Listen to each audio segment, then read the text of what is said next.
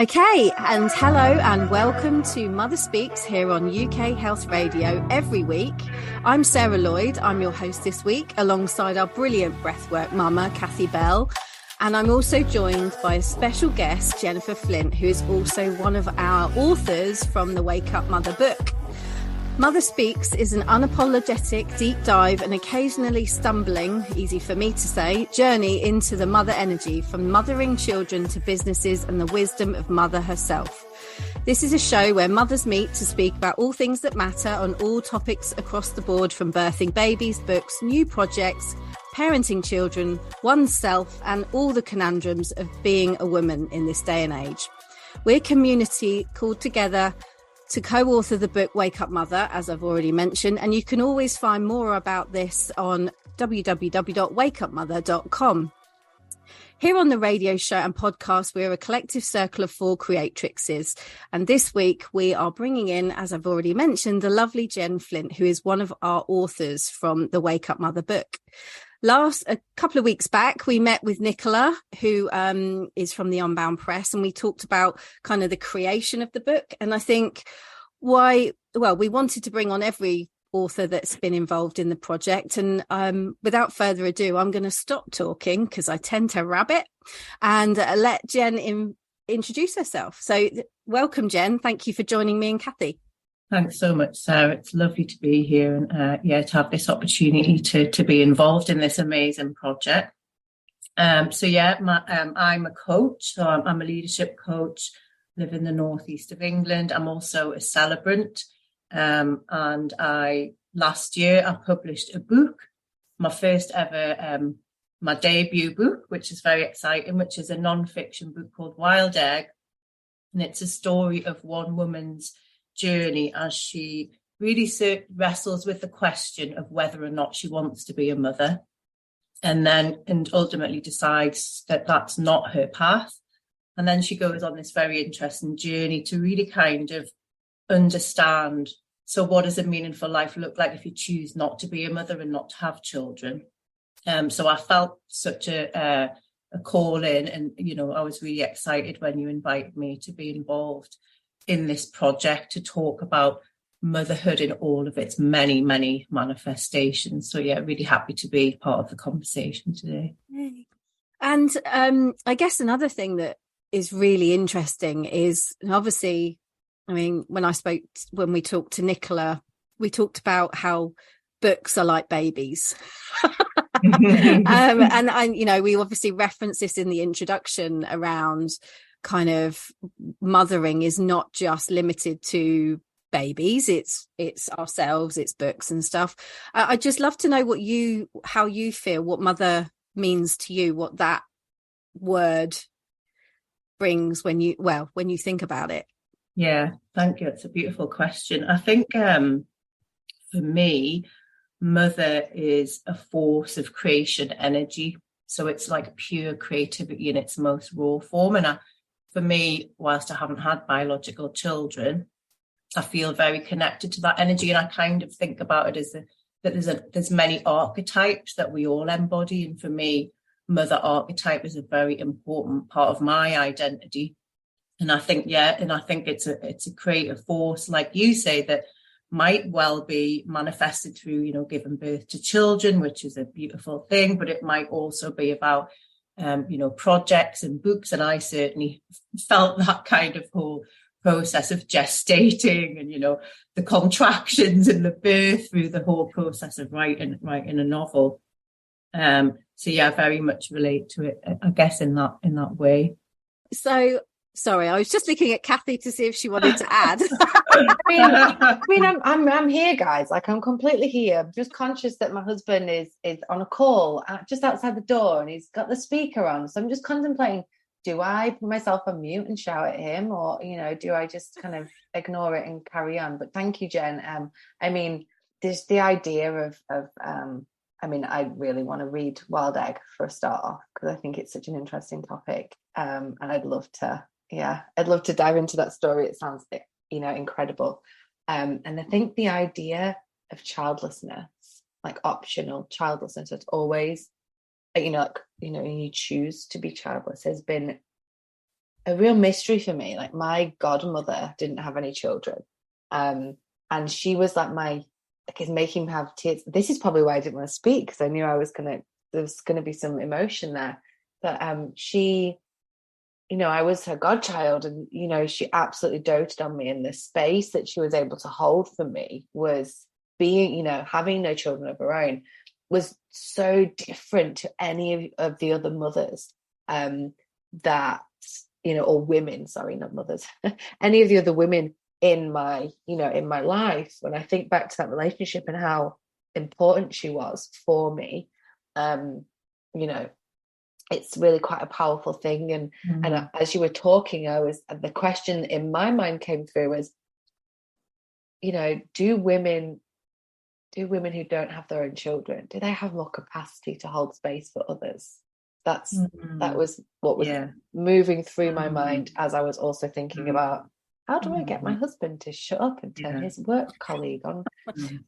Yeah, that's what an interesting question. And it kind of resonates with me I suppose on a level. So for me, a big reason why I chose not to have children is because I felt like I knew, for me, I would be very consumed by that, because I think it's an incredibly responsible and beautiful and complex and challenging role to become a parent. And I've got a great deal of respect for that.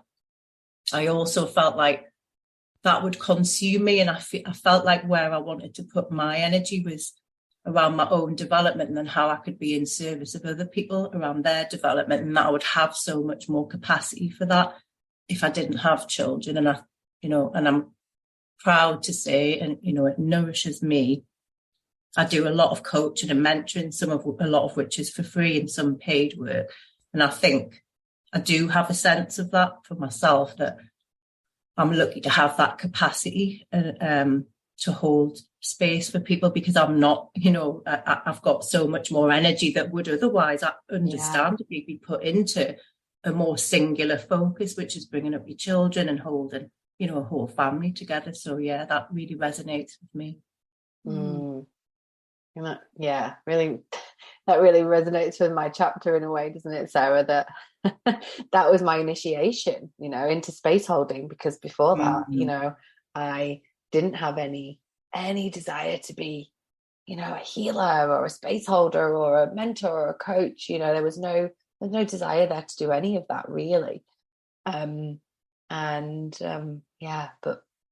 But having that initiation into having to, have a focus and have a child, didn't have to have a child, but have a child and have that really, so it's so interesting how we weave our stories together, and we can understand one another.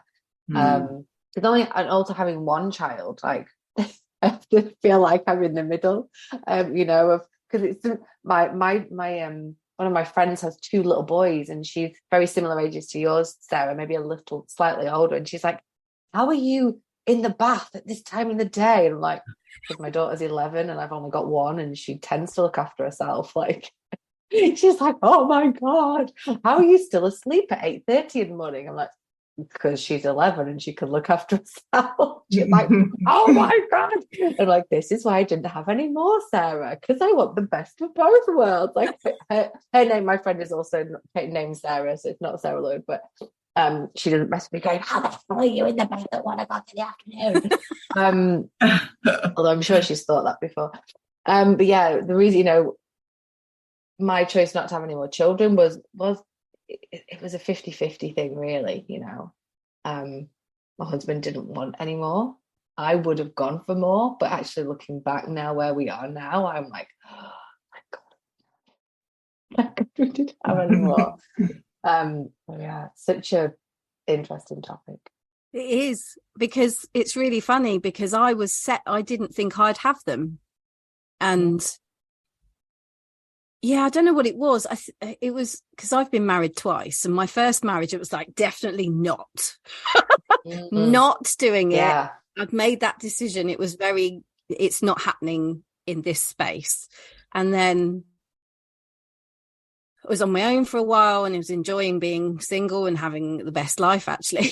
And then I met my now husband, and it was bizarre. It was like something flicked in. Yes, you have to have children with this person. It was like really interesting. So I think, it was a definite no. And if I'd have stayed as I was, it probably wouldn't have happened. But, I was what was called a geriatric mum. So I had mine a little bit later in life. And I actually do think that there was a real, if I hadn't have got together with my current husband, you never know. I may have just continued in the path. I was 36 when I had my first. So it's quite late really in life, isn't it? So it's quite interesting that we go through these moments where we have these discussions with ourselves, and sometimes it just never comes up. I think if I'd have never met Carl, I don't know actually. Well, it's everything happens for a reason, doesn't it? You're right, absolutely. Yeah. And I'm loving this conversation, but what we need to do now is just pause for a track, and I think we've selected Make Your Own Kind of Music by Paloma Faith. So we'll be right back after this track and some station messages, and we'll continue our conversation about child-free living. UK Health Radio, the station that makes you feel good.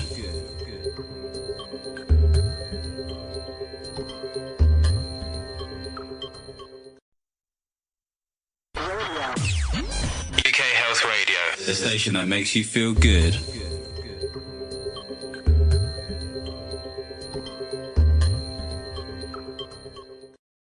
You're listening to Mother Speaks here on UK Health Radio. My name is Sarah Lloyd. I'm joined by Kathy Bell, and we also have our special guest, Jennifer Flint, the author of Wild Egg, and also one of our contributors from Wake Up Mother.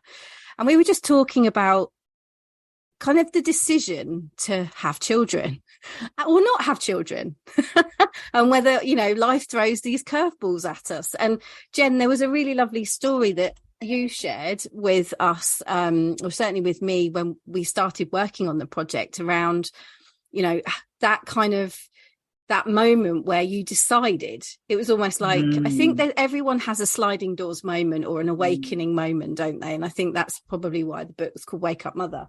But we all have this moment where we decide what we're going to do next, or, which direction we're going to take. So I'd love to hear a bit more about that, Jen. Thank you.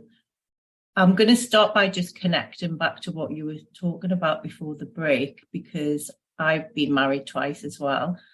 And my first husband really wanted children. And I was very ambivalent. I was always ambivalent from being a teenager. And probably if you'd asked me, if my life depended on it, which way you're going to fall, I probably would have said child-free, but I was quite unsure. But I knew I didn't want them with him. So that marriage broke up because of that, really. And then in my second marriage, we had, a classic conversation, which went something along the lines of my husband said, well, look, I just need to let you know, like right from the get-go, I really don't think I want any more children because I've already had 2 with a previous partner. And I said, oh, I don't think I want to have them. Right, fine. Job done, end of conversation.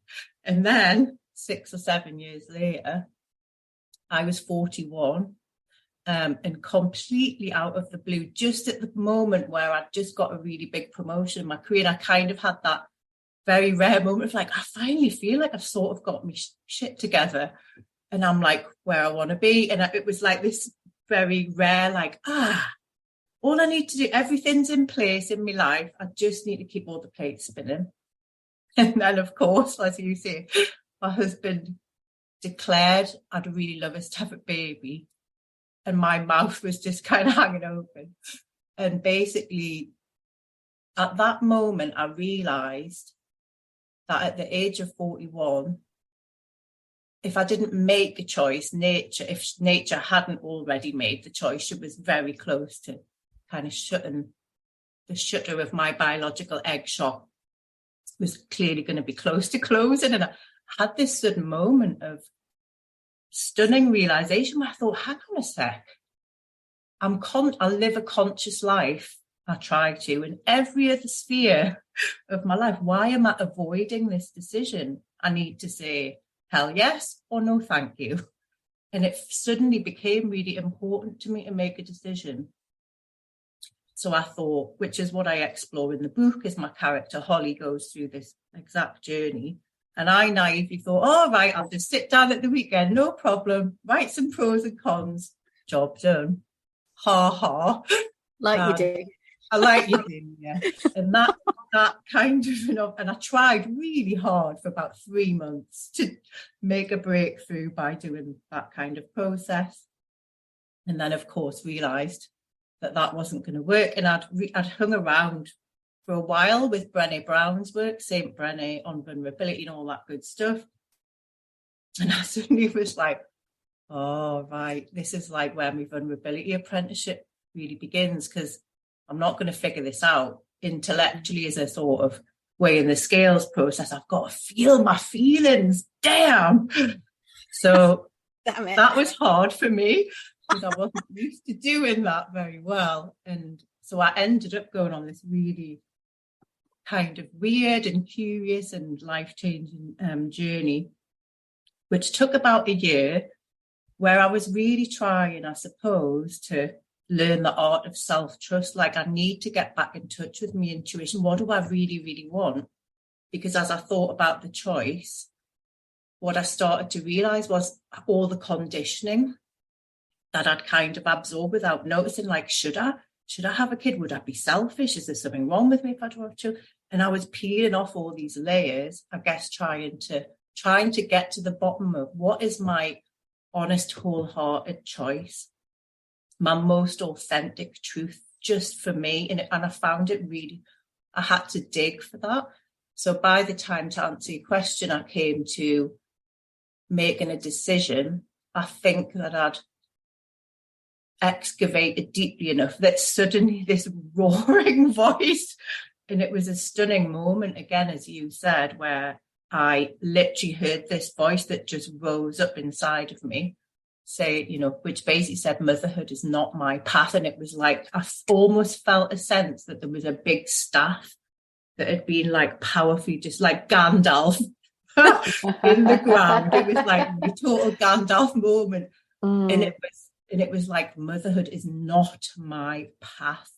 I don't want to do this. Rather than I can't, rather than I shouldn't. It was so clear. Wow, that's so powerful. Like every cell in my body just like declared it. And I was like, okay, that is a decision. So yeah, and this is what the whole sort of first part of the book really goes into the journey that I went through to get to that moment.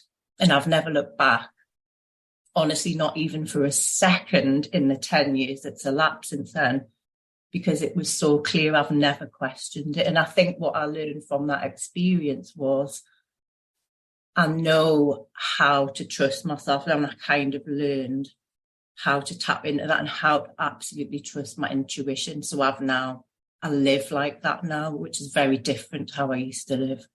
Oh, can I jump in there? Because I love what you pick out about that voice of intuition. Oftentimes people so like, I don't know how to listen to my heart, or how do I, it that like you feel the power, but the neutrality of that statement, motherhood is not my path, or it's not your path. Like, there's power, but it's neutral. It's not, you should do it. You could do it. There's no like shoulds, coulds, maybes. It's just there, boom, like you say, like the staff moment. Yeah. And that's the voice of the intuition. That's the voice of the heart. That's the voice of the soul. That's the voice of God, goddess, whatever you want to call that. It's neutral and it's powerful. And there's no ifs and buts around it. It's just, it is what it is. And and I think same, I'm sure Sarah does as well, but that's the one voice that is trusted, because it's when you get to know it, where it comes from. It comes from that special place. I also love you talking into vulnerability, because I think not having children, or I mean, aside from not having children, but I think following your intuition, especially when it goes against the grain, and especially when it doesn't look like other people's lives, is one of the most vulnerable things in the world. So thank you for bringing all that to the table. Thank you. And thank you for the way you've just played that back, because I've never thought about it in that way before. But that's such a great point you've made about the neutrality. Like, it's like such a clean intervention, isn't it? Yeah. It's so clear. It's just, so clear. It's like, write the book. Yeah, write the book. It is. Yeah, it is. And we spend so much time flip-flopping around, don't we? And it's, and trying to find the answers, and they will come. But it's part of the unfoldment of listening to that, listening for that voice, because it's probably there. It's probably there before you kind of flip-flopped around for 3 months trying to write your pros and cons list, Yeah. It was probably there, but it just couldn't be accessed because I'll pass back to Sarah. No, I'm just I'm in awe, because, and actually while you're talking, I'm playing so many things that have happened in, my life where that's actually, oh, right. Okay. So that was that, that's what I was listening to when, it was very evident it wasn't happening with the previous partner. And I was completely, if you put a baby near me, I ran a mile. No, thanks. But this weird, like this strange shift occurred when I met my husband. So I guess it's a similar thing. It's like, oh yeah, we can have children with this person. This is fine. Yeah. It was really interesting that you say that. But then I guess the other thing that, that I loved about your story is that just because you haven't had a child, it doesn't mean that you stop mothering, because you are, coaching, you're sharing your story is also making it okay for other people to realize that they don't have to follow the norm, the society, the pressure.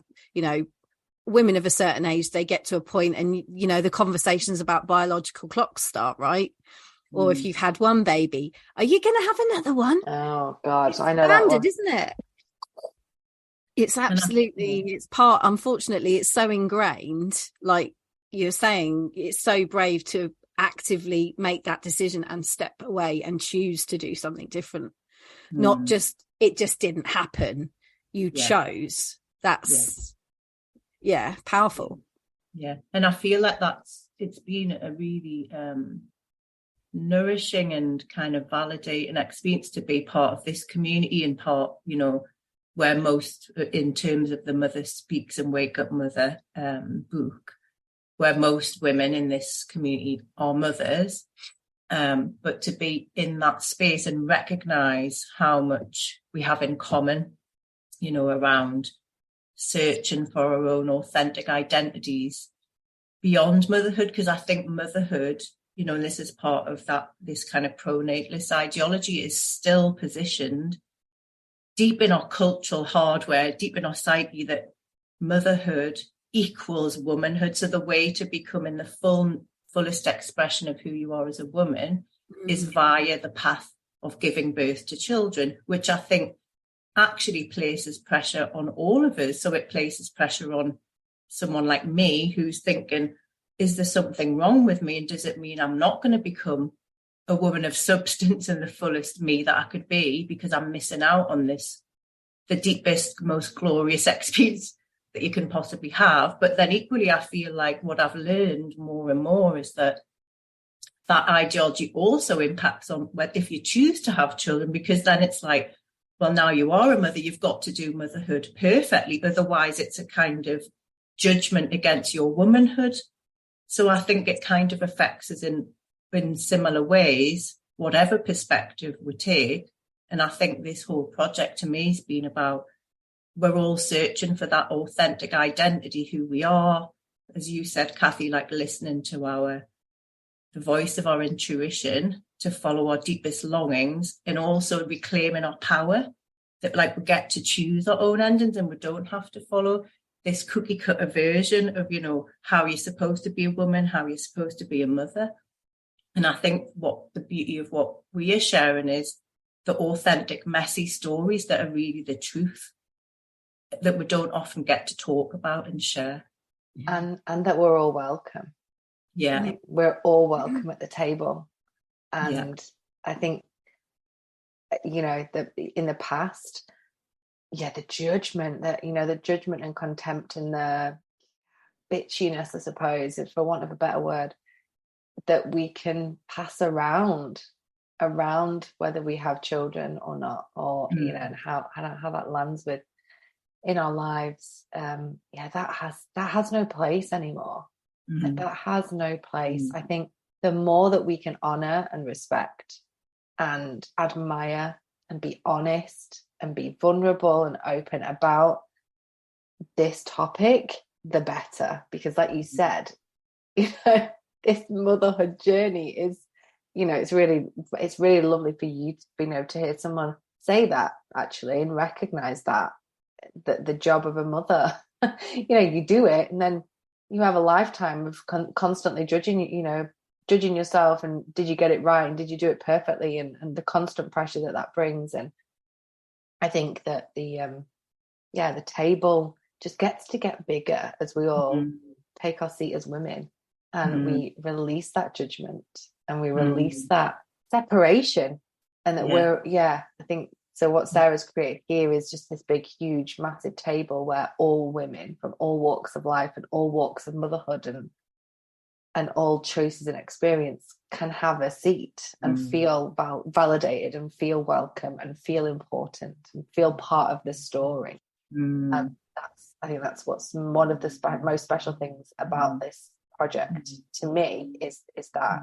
And the image that came to mind as I was listening to you, Kathy, was like, we're all around the table, like supporting each other and sharing with each other. Like, how are we learning to mother ourselves at our deepest level in a society where there's so many shoulds and expectations? It's quite hard to give yourself permission to be yourself. I'm too weird, I'm too shy, I'm too this, I'm too that. Like, how do we get in touch with that archetypal mother energy that's in all of us in terms of like self-creation, self-birth? Because the more that we have in our own cup, the more we have to share and give to others. But I think we often don't give ourselves permission. And I hear this a lot, and I really feel for so many friends and women I know who have children, because there seems to me like the same. So I suppose child-free women like me tend to get labelled often as selfish because you just didn't want to take the responsibility on, and you just want to, you know, go on amazing holidays, drinking bars all the time. Right, okay.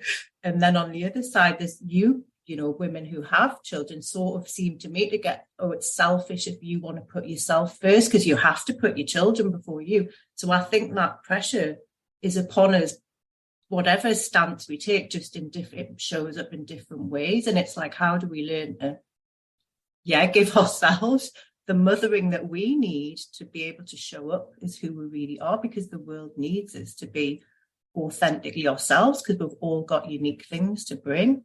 It's always when we're getting really juicy, I've got to pause.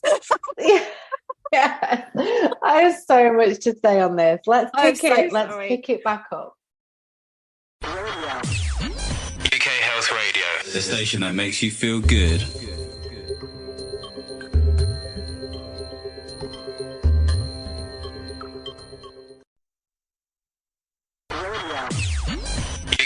Radio, the station that makes you feel good.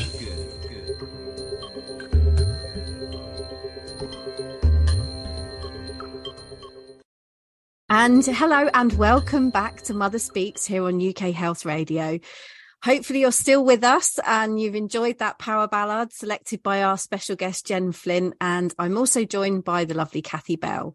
So we hopefully are going to pick up where we left off, because that was getting juicy. Can I jump in, please? Can I jump in, please? Like I have my jumpy arms.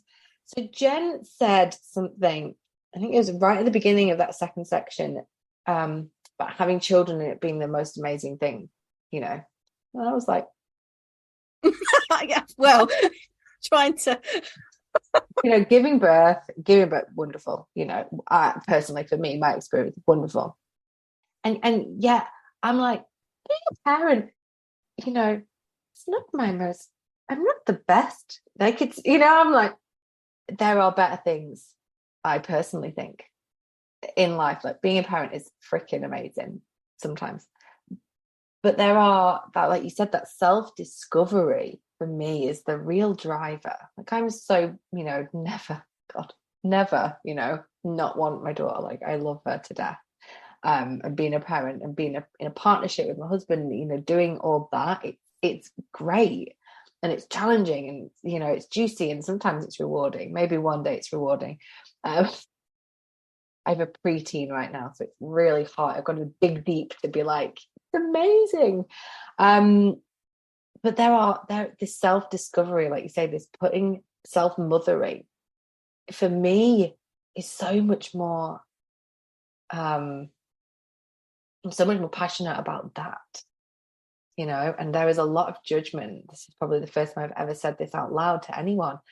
There's a lot of self-judgment around that, because, you know, I think I should be focusing, maybe if I focused a little bit more on my parenting skills, things might be better. And maybe I'm making the wrong choice by following my self-mothering. You know, and like, how is that affecting her? And am I doing that right? But to me,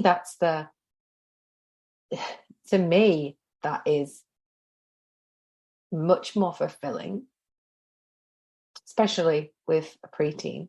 Maybe there'd be more fulfillment later down the line, but right now, you know, following my own self-mothering journey and self-healing journey and self-fulfillment journey is really quite powerful for me. And that it's hard to admit that as a parent, because it's like, well, what about kids? Do you not care about them? Do you not care about her? It's hard to be honest, I think, about these things. And that's total society, though, isn't it? That's what we've been, you know. And I think as you're talking, sorry, I'm leaping in there, but good, no, go for it. As you're talking, I'm feeling that, I think the big, you know, there's this whole grandparents can take your children and then they forget about it. But why don't mothers feel like that? There's this whole, like, we have been taught that we have to live and breathe our children until they get to a certain age. And there's this element of, one thing that I've been certainly exploring myself is that attachment piece, because at the end of the day, I might have carried her in my body, she might have come from part of me, but ultimately they're their own people. So why am I like all over them? You know, why am I, you know, why can't I give them distance? Why shouldn't, you know?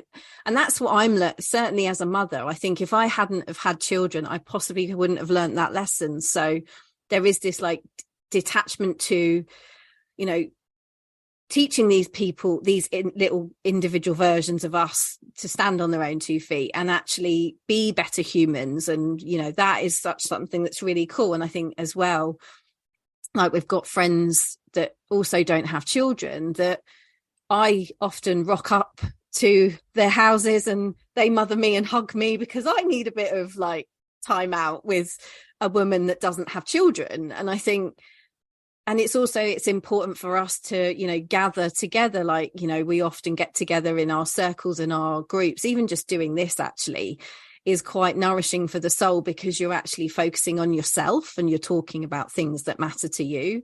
And I think that's almost like the quiet revolution. We're having this just by doing this, by, you know, taking this time for ourselves, being selfish. But is it selfish really when we're modeling to the future generations that actually you need time away? You don't need to be breathing each other's air all the flipping time. It's like, that isn't healthy. So, you know, having people like you, Jen, I know you look after, you have an 18-year-old that you support from time to time, but you're like the second mum, aren't you? I think that was a story. I'm called the other mother. I love that. I adore that. It's such a privilege. Yeah, she's 22 now, doing amazing. Yeah. I think that's the thing, isn't it? It's like, this is why there are women who have children. This is why women who don't have children, because we're all there to support each other. And we're in the mother energy, we're in such a difficult space, because you're caring for people above. Well, eventually that does happen, and you're caring for future generations. So you're sort of in this middle, like, where do we get Yeah. where am I in this? And I've got so much respect for like how honest you've just been there, Kathy. And I imagine that's going to resonate so much with listeners on this. And it's making me think about, there's one of the beautiful outcomes of writing Wild Egg, and since she's been out in the world now for a few months, I've had some amazing conversations with women, and one particular woman who's a very experienced psychotherapist. She wrote a book called The Baby Decision, which came out at the beginning of the 1980s. She actually is a mother herself, but she's dedicated her life to supporting and working with people around child-free issues and the decision of whether or not they want children. And if I don't have children, what does a meaningful, full life kind of look like? And she's got this great definition where she says, in my view, and it speaks to what we've just been talking about, in my view, selfishness is an attempt to meet your own needs without regard for anyone else's. Self-love, on the other hand, means caring enough about yourself to do what's right for you, nourishing yourself in such a way that you can love others too. And I think when I heard what you said, Kathy, and you, Sarah, like what an amazing example set to your daughters, because this is particularly pokey, I think, for women, because there's much more expectation still on women about being caring and how you have to look after everybody else's needs. What an amazing, powerful example to give to your daughters of like, you get to put yourself at the center of your life. It doesn't mean you love anybody any less, but you've got to put your own oxygen mask on. Otherwise, what are we teaching by saying, in order to be a pet, you have to sacrifice your needs over everybody else's? I mean, because then they're going to be looking, going, God, I'm not sure I want to do that. To be honest, though, I was totally in that camp at the very beginning. I thought that's what a good mum was. Yeah. And then I found myself being resentful. Yeah. And it's like, okay, so why am I resentful? I wanted this. Yeah. Yeah. And I think this is similar. Sarah and I both work at home, like that, growing up in a household in the 80s with a single mum, she worked, in an office and then came home. And so she was at home and that was us, there was no distractions. There was nothing else. It was just home. Whereas, now we have our, our living, breathing businesses in our homes. So, and they're our absolute world, they're our passions, they're our joy. And I think that adds another layer for a lot of women, especially if they're working from home and parenting in the home, to that conversation and how that works. Like a lot of my work is on the device, again, it's separating it all out. I think the pressure that we're under and that we face to juggle all of that, because of course you still want to be a decent parent. You want to raise an amazing human being. You want to model the ideal to them, but it doesn't always look ideal when, you're like shutting the door. No one come in this room. You're in the home, which is a safe space for family, but no, I'm recording a podcast. Everyone be quiet. No one come in this room. And just a minute. I just need to email this person back. And, it's that a lot of that guilt is on there. And especially me and Sarah often go on retreat together, and that comes up every year. Why do you have to go to Glastonbury every year? And I'm like, come on now, you're 11, you've been doing this since you were 5, like you survive every time. And I'm going because it nourishes me, like it's something that I need to do, and one day you'll understand. And exactly that, Jen, what you say, that self-love piece of being able to come back. Say, remember last year when I come back, wasn't I different? Wasn't, it's that. It is. Hopefully, you don't necessarily see the fruits of what you're doing right now, but you hope that that's the seeds that you're planting is setting our future generation up to be, not to believe that they have choices. Because going into becoming a parent, for me, it was like, well, it's just what I'll do. like as a child, I was never like, I was never maternal. I think I say that in my chapter as well. I was never one to have little, babies and push-pushers around. I was like, I wasn't really interested. But it was always like, oh, well, I'll get to a certain age and then I'll have a baby. There was no other choice. Like there was no other option. I wish I'd been a bit more conscious about it sometimes, because, I think, especially when we don't, I love how Jen was like meticulously thinking through the decision. I'm like, just go for it. Just feel the urge and go for it. Leap. I just had I think also it's what we're consuming as young when we're young, because the thing that I was reading Lucky Santiago or whatever her name is, Jackie Collins, in my teens, and it was like, well, I want to be a ball busting woman with shoulder pads and high heels, and I want a big career, and that's what I went and did. And then I was like, oh, actually I met this dude now. And it was interesting because I think that's why I was quite happy doing all of those. I mean, I wasn't in shoulder pads, granted, but it's kind of that was the I want to be a serious powerhouse woman for a bit.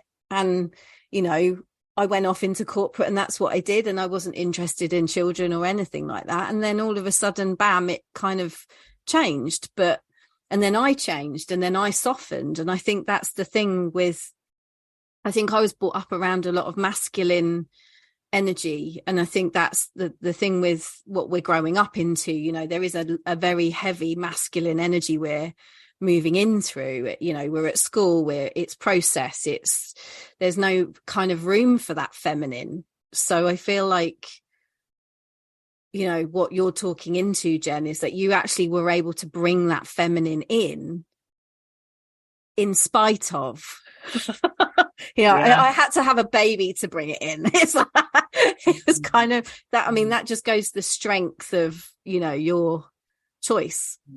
That's so brilliant what you said, and I really relate to it and I conceive of it now with hindsight as that is like, I recognize I was very in masculine energy. I was like, I would plan conversations to the extent of, and if they say this, I'm going to say, I mean, I was down to I was such a control freak in my life, very organized, I was a vision board and a goal setter, all of that, and then suddenly I was like, hang on a sec, I can't solve this through the way that I've normally tackled things in my life. This is a totally different way of being.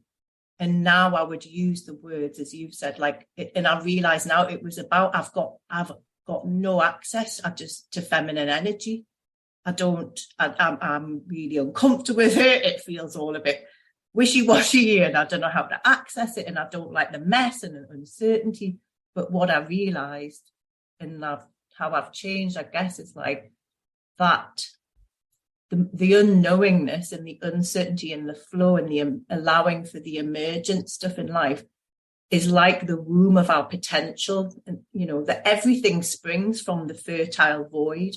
And it's like, and I suppose that's where, as you were saying, Kathy, the vulnerability piece comes in of like sort of surrendering, going, I don't know exactly what to do. I don't even know what I want, but I'm willing to stare into the black hole and like sit with it rather than just try and project plan my way out of it, and allow for that beautiful energy to come through me and for me to feel into that vulnerability and allow flow and allow things to be born and die and be, recycle. All of that is about the cycles. And I think we're very cut off from that. And, and I think we're very, or certainly this was my experience. It's like I was so detached from my body as well. So my body was a project to like make it thinner, make it, make it leaner, make it look better. It was all the way I thought about my body was all like that, shaming it, not good enough. Why can't you be more like this? So the journey, I think, of listening to that intuition and going into feminine energy was, oh my God, that's the first thing I did. I did bodywork therapy, and I was like, somebody suggested to me, I was like, what's that? Is it like naked psychotherapy? I didn't know what I thought. And she just laughed at me. She was like, I'm Scottish. I'm not going to be recommending something like that to you, Jen. And I did this, and I was shocked at how I realised how completely disconnected I was from my body. So part of finding that wholehearted choice is like going into my body, my feminine energy, and coming back into relationship with it and like loving it and accepting it and all of that good stuff, which has radically changed how I am now in my life, I think for the better.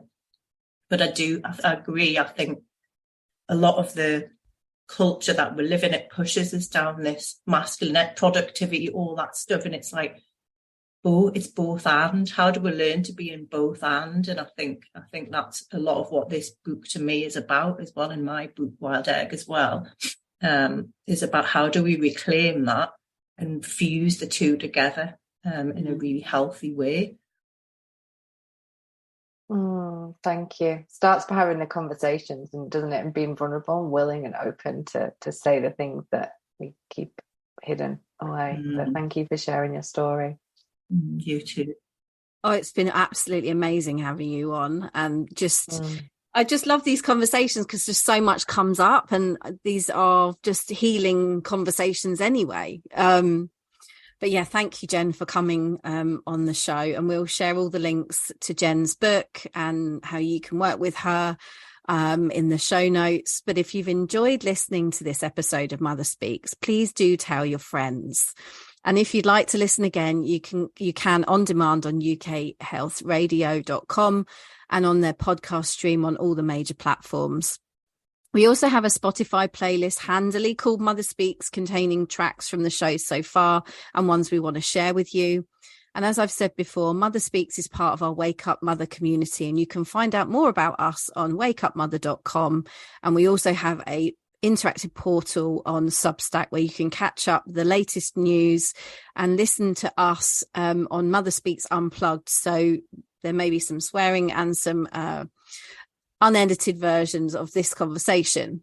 We're also on Instagram. You'll find us there, wakeupmother_community. Thanks again to my co-host Kathy and our guest Jen for being part of this show. Thank you. Thank you. It's just been an absolute pleasure. So nourishing. And thank you for listening. And if you have any suggestions, guests that you'd like to hear on our show, please do reach out. And up next on UK Health Radio's rolling stream of healthy shows is the Menopause Sisters. So remember, you have a vast, untapped, fertile field of mother energy within you. Regardless of what or how you choose to mother, it's all just waiting to be honoured by you, for and for the rich families we are creating. And thank you for listening.